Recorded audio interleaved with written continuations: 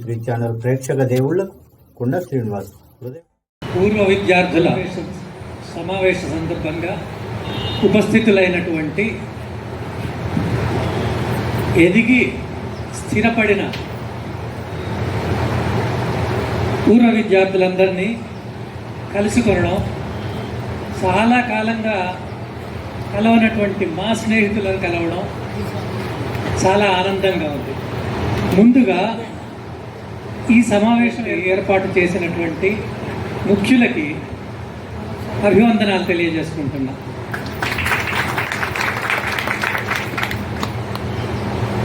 మీరందరూ కూడా వివిధ రంగాల్లో అత్యున్నత స్థాయిలో స్థిరపడి ఆయురారోగ్యాలతో సుఖ సంతోషాలతో ఉండాలని భగవంతుడిని కోరుకుంటున్నా. మీకు అలాంటి ఆశీర్వచనాలు ఇస్తున్నా.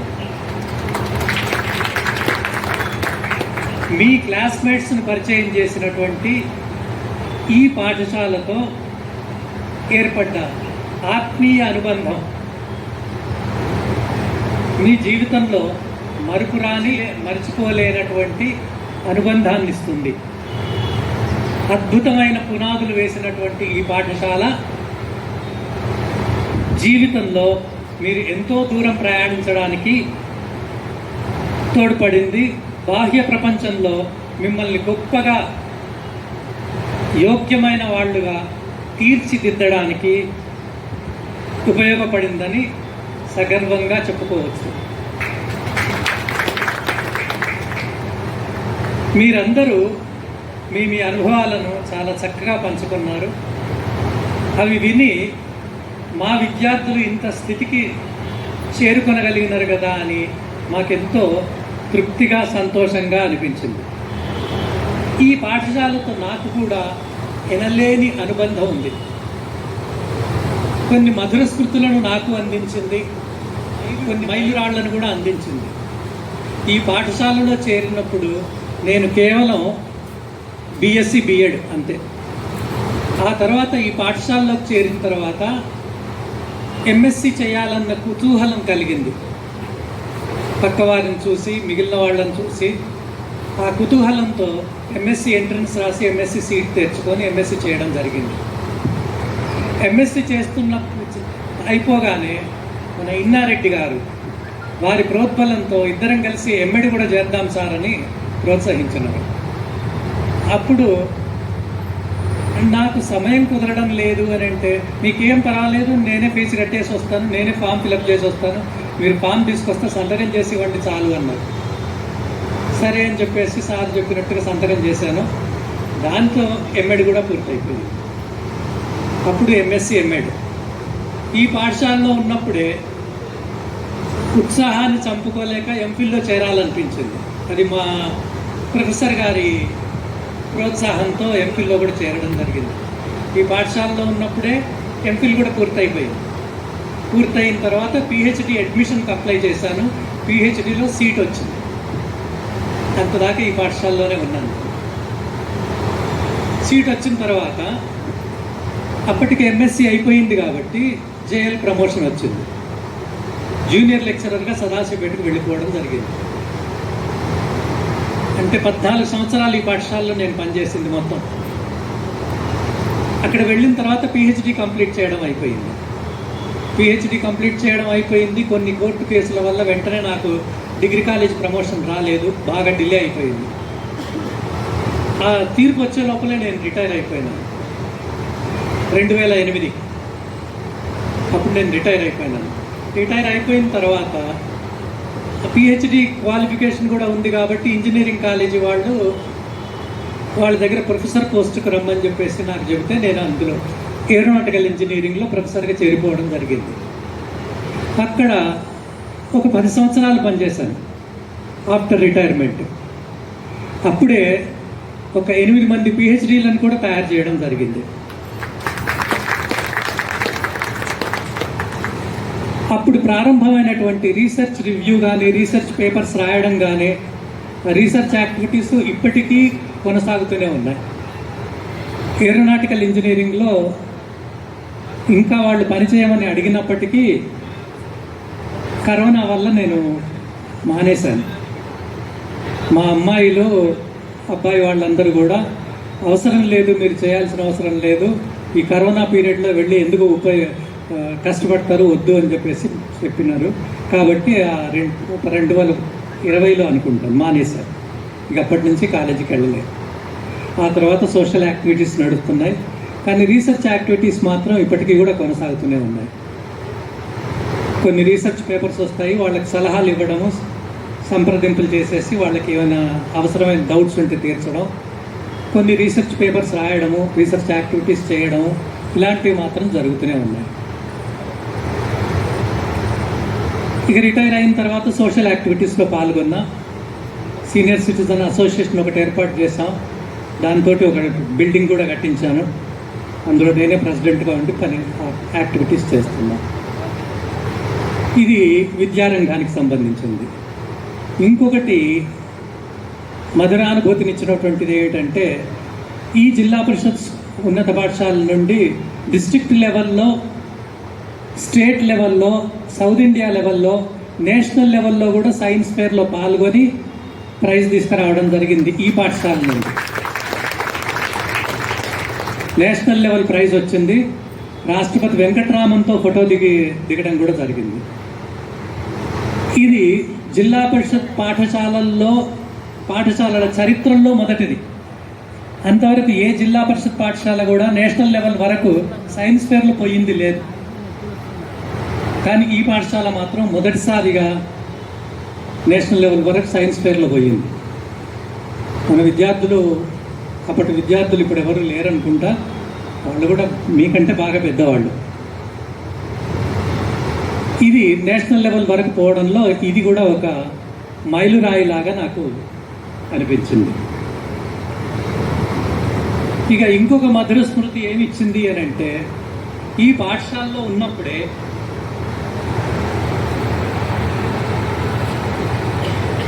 అంతవరకు నాకు సొంత ఇల్లు లేదు.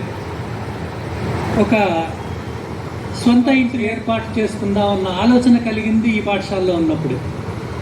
అందుకోసమే ఈ పాఠశాల నుండి 400 గజాల దూరంలో ఒక ప్లాట్ కొని ఇల్లు కట్టుకున్నాను. ఇప్పటికీ అదే ఇంట్లో ఉంటున్నా.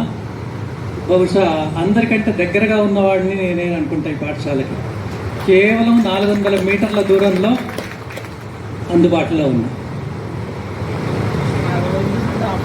సీనియర్ సిటిజన్ అసోసియేషన్ స్థాపించిన తర్వాత కూడా ఈ పాఠశాల పైన ఉన్న అభిమానాన్ని కోల్పోకుండా ఈ పాఠశాలకి అసోసియేషన్ తరఫున 6 నుంచి 10 తరగతుల వరకు తెలుగు మీడియం, అప్పుడు ఇంగ్లీష్ మీడియం కూడా ఉంది, తెలుగు మీడియం, ఇంగ్లీష్ మీడియం, ఈ రెండింటికి ఫస్ట్ సెకండ్ వచ్చిన వాళ్ళకి మెడల్స్ ఇచ్చాం. సిల్వర్ మెడల్స్, గోల్డ్ మెడల్ కాదు కానీ గోల్డ్ కోటింగ్ ఇచ్చినటువంటి సిల్వర్ మెడల్ పెద్దది, ఒకటి చిన్నది సిల్వర్ మెడల్. ఆ రకంగా ఒక 2 సంవత్సరాలు ఇచ్చాం. ఆ తర్వాత కరోనా రావడంతో అది ఆగిపోయింది, అది కంటిన్యూ కాలేదు. ఇవన్నీ ఈ పాఠశాలతో నేను ఏర్పరచుకున్నటువంటి అనుబంధాలు. అప్పటికీ చాలాసార్లు ఈ పాఠశాలకు వస్తూ పోతూ ఉండేవాడిని, హెడ్ మాస్టర్స్ తోటి కలిసి మాట్లాడుతూ ఉండేవాడిని, కొంతమంది విద్యార్థులను కూడా పలకరించేవాడిని. ఇప్పటికీ చాలామంది విద్యార్థులు, అప్పటి విద్యార్థులు ఇప్పుడు ఎదురు పడుతూ ఉంటారు. ఆ అభిమానం ఇప్పటికీ కనిపిస్తూ ఉంటుంది. ఇక్కడ విచిత్రం ఏమిటంటే, నేను సింగిల్ టీచర్ ప్రైమరీ స్కూల్లో ఒక ఉపాధ్యాయుడిగా నా క్యారియర్ ప్రారంభమైంది. సింగిల్ టీచర్ ప్రైమరీ స్కూల్ అంటే నేనే టీచరు, నేనే అటెండరు, నేనే ఊడ్చుకోవాలి. అప్పుడు మధ్యాహ్న భోజనం ఉండేది, నేనే అంత చేయాలి, నేనే తాళం తీయాలి, నేనే తాళం వేయాలి. ఆ రకంగా నాది ప్రారంభమైంది. ఆ తర్వాత ప్రాథమికోన్నత పాఠశాలలో పనిచేసినాను. తర్వాత ప్రమోషన్ పైన అజీజ్ నగర్ నుండి ఇక్కడికి ప్రమోషన్ పైన వచ్చినాను. ఇక్కడ హై స్కూల్ అనుభవం ఉంది. ఆ తర్వాత జూనియర్ కాలేజీ ప్రమోషన్ వచ్చింది కాబట్టి జూనియర్ కాలేజీ అనుభవం కూడా ఉంది. అక్కడ విద్యార్థులు ఎలా ఉంటారు, వాళ్ళతో పరిచయాలు ఎలా ఉంటాయి, వాళ్ళకి టీచర్స్కి, అక్కడ ఉండే లెక్చరర్స్కి మధ్యలో అనుబంధం ఎలా ఉంటుంది, అది కూడా గమనించిన వాడిని. అక్కడ రిటైర్ అయిన తర్వాత కొంతకాలం ప్రైవేట్ కాలేజీలో, డిగ్రీ కాలేజీలో కూడా లెక్చరర్గా పనిచేశాను. కొంతకాలం 1 సంవత్సరమేమో పనిచేసినాను. ఆ తర్వాత ఇంజనీరింగ్ కాలేజీ వాళ్ళే పిలిచినారు నన్ను. పిలిచి మాకు ప్రొఫెసర్ పోస్ట్ ఉంది, పిహెచ్డి చేసిన వాళ్ళు చాలా తక్కువ ఉన్నారు, రీసెర్చ్ అనుభవం బాగా తక్కువ ఉంది కాబట్టి మీరు రావాలి అని వాళ్ళు ఇన్వైట్ చేస్తే వెళ్ళి ఏరోనాటికల్ ఇంజనీరింగ్లో జాయిన్ అయినాను. జాయిన్ అయిన తర్వాత అక్కడ రీసెర్చ్ విభాగం ఉంది. అందులో నేను రీసెర్చ్ విభాగంలో ఉంటూ అక్కడ పిహెచ్డీలను తయారు చేయడం, తర్వాత కొన్ని రీసెర్చ్ పేపర్స్ చేయించడం, క్లాస్ రూమ్స్లో టీచర్ క్లాసెస్ తీసుకోవడం. కాబట్టి ఇంజనీరింగ్ విద్యార్థులతో కూడా నాకు అనుబంధం ఉంది. ఇదంతా ఎందుకు చెప్పుకొస్తున్నానంటే రకరకాల విద్యార్థులను స్టడీ చేశాను. ప్రైమరీ స్కూల్ విద్యార్థులను, హై స్కూల్ విద్యార్థులను, జూనియర్ కాలేజీ విద్యార్థులను, డిగ్రీ కాలేజీ విద్యార్థులను, ఇంజనీరింగ్ కాలేజీ విద్యార్థులను, వీళ్ళందరినీ గమనించాను. నేను గమనించిన ఒకే ఒక్క విషయం ఏమిటంటే హై స్కూల్ వరకు ఉన్నటువంటి టీచర్కి, పిల్లలకి, విద్యార్థులకి ఉన్నటువంటి అనుబంధం మరెక్కడా కనిపించలేదు. ఇప్పటికీ మీరు డిగ్రీ కాలేజీ చేసుంటారు, డిగ్రీలు చేసినారు. మీ డిగ్రీ కాలేజీ లెక్చరర్తో మీకు ఉన్నంత అనుబంధం కంటే హై స్కూల్లో మీరు చెప్పిన టీచర్కి మీకు ఉన్నటువంటి అనుబంధం చాలా ఎక్కువ. అందుకోసం ఈ ఏజ్ 10వ తరగతి లోపల ఉన్నటువంటి హై స్కూల్ విద్యార్థులతోటి టీచర్లకు ఉండేటువంటి అనుబంధం అంత గొప్పది. మరీ ప్రైమరీ స్కూల్లో ఉండే వాళ్ళతోటి కూడా అనుబంధం ఉండదు. ఎందుకు? నేను ఆ స్థితిలో కూడా పనిచేసినాను. సింగిల్ టీచర్ ప్రైమరీ స్కూల్ అంటే నేను ఒక్కడనే టీచర్ని, ఆ తర్వాత 2 టీచర్లు అయినా, ఆ తర్వాత 5th క్లాస్ వరకు ఉండే స్కూల్లో పనిచేశాను, 7th క్లాస్ వరకు ఉండే స్కూళ్ళల్లో పనిచేశాను, హై స్కూల్ టీచర్లలో పనిచేశాను. అన్నింటిలో నేను గమనించింది ఏంటంటే హై స్కూల్లో ఉండే టీచర్లకి, విద్యార్థులకి ఉండేటువంటి అనుబంధం, ఆత్మీయత, అనురాగం మరెక్కడా లభించదు. ఇది ఖచ్చితంగా నేను బల్లగుద్ది చెప్పగలను.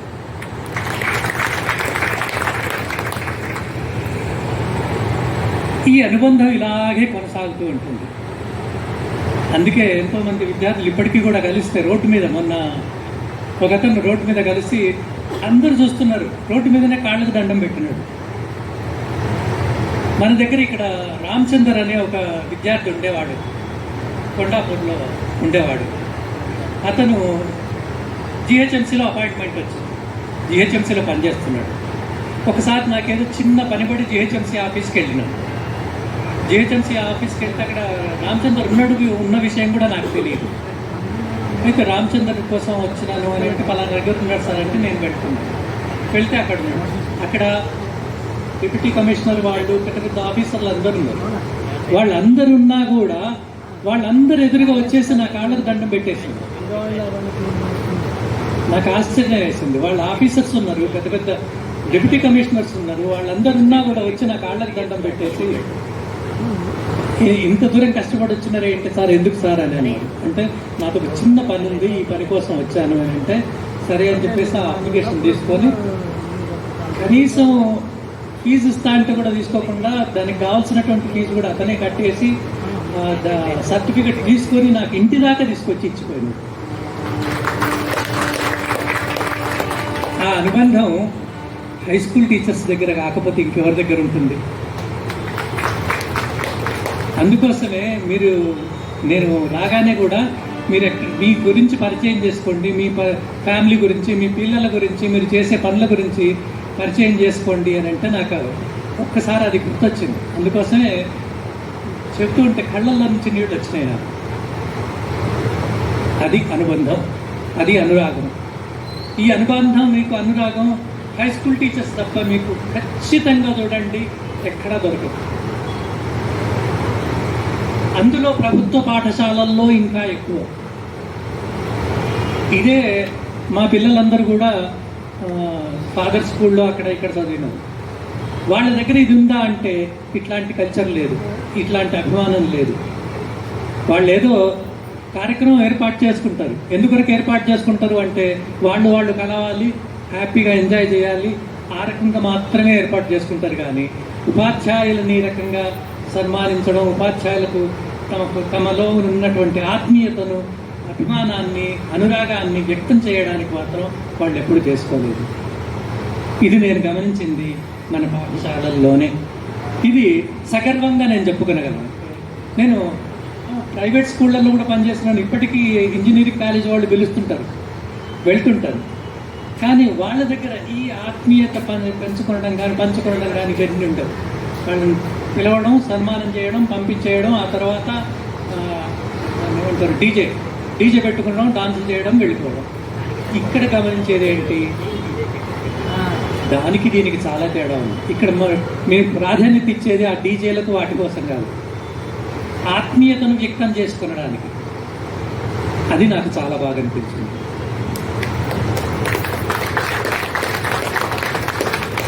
దీన్ని ఇలాగే కొనసాగిస్తూ మీరు ఇది కార్యక్రమం అయిపోయింది, ఇక్కడికి క్లోజ్ అయిపోయింది అనుకోకుండా, మీరు ఆల్రెడీ వాట్సాప్ గ్రూప్ ఉంది. వాట్సాప్ గ్రూప్లో కానీ ఒకరినొకరు అభినందించుకోవడం, ఎవరైనా ఏదైనా సాధించినట్లయితే ఆ వాట్సాప్ గ్రూప్లో పెట్టుకోవడం, మిగిలిన వాళ్ళందరూ వాళ్ళని హర్షించడం, ఎంకరేజ్ చేయడం, తరచుగా కలుస్తూ ఉండడం. ఇంతకుముందు ఎవరో అన్నారు, నేను రోడ్డు మీద పోతుంటే కలుస్తారు కానీ కనీసం విష్ చెయ్యరు అని చెప్పేసి. నిజమే, అలా ఉండకూడదు. ఎవరు కలిసినా కూడా, మన టీచర్స్ కలిసినా, మన విద్యార్థులు, తోటి విద్యార్థులు కలిసినా, ఎవరు కలిసినా ఒకరినొకరు విష్ చేసుకోండి, తృప్తిగా మాట్లాడుకోండి. ఇంతకుముందు ఎవరో అన్నారు, కలిస్తే ఇట్లా వెళ్ళి టీ తాగినాము అని. అది చాలా సంతోషం. మీరు టీ తాగినా తాగకపోయినా కనీసం విష్ చేసుకొని, సెకండ్ ఇచ్చుకొని, మంచి చెడు మాట్లాడుకుంటే చాలా బాగుంటుంది. ఆ కల్చర్ కొనసాగించండి. ఇది ఇక్కడికి అయిపోయింది, ఈ అల్యూమిని అయిపోయింది కాబట్టి దీన్ని ఇక్కడికి క్లోజ్ చేద్దాం అనుకోకుండా తరచుగా మీరు కలుస్తూ ఉండండి. మీ ఇళ్లలో ఏదైనా ఫంక్షన్ అయితే మిగిలిన వాళ్ళందరినీ పిలవండి. ఎవరింట్లో ఫంక్షన్ అయినా అందరిని పిలవండి, ఇన్వైట్ చేసేయండి, అందరు కలవండి. నేను మొదటగా పనిచేసింది ఒక missionary school, Methodist school, high school అని హైదరాబాద్లో పనిచేశాను 75. అప్పటి విద్యార్థులు ఇప్పుడు రిటైర్ అయిపోయినారు వాళ్ళు. అయినప్పటికీ నేను వాళ్ళకు ఒకటే చెప్పిన, గ్రూప్ ఫామ్ చేయండి, మీరు తరచుగా కలవండి, అందరినీ ఏదైనా ఎవరి ఫంక్షన్ అయినా కూడా అందరిని పిలవండి అని నేను చెప్పినప్పటి నుంచి మొన్న ఒక గ్రూప్ ఫామ్ అయింది. మధ్యలో వాళ్ళు మీట్ అవుతూ ఉంటారు. ఎవరింట్లో ఫంక్షన్ అయినా కూడా ఇన్విటేషన్ పెడతారు, వెళ్ళిన వాళ్ళు వెళ్తారు, ఆ రకంగా కలుస్తూ ఉంటారు. మీరు కూడా ఎవరింట్లో ఫంక్షన్ అయితే అందరినీ పిలవండి, మీ గ్రూప్లో పెట్టేసేయండి. వచ్చిన వాళ్ళు వస్తారు, రాలేని వాళ్ళని రాలేరు, ఎవరికి రాగలిగితే వాళ్ళు వస్తారు. కాబట్టి తరచుగా కలుస్తూ ఉండండి, తరచుగా మాట్లాడుతూ ఉండండి. ఆ అనుబంధాన్ని, ఆత్మీయతను మాత్రం కూడగొట్టుకోవద్దు, దాన్ని అట్లాగే కంటిన్యూ చేయాలి.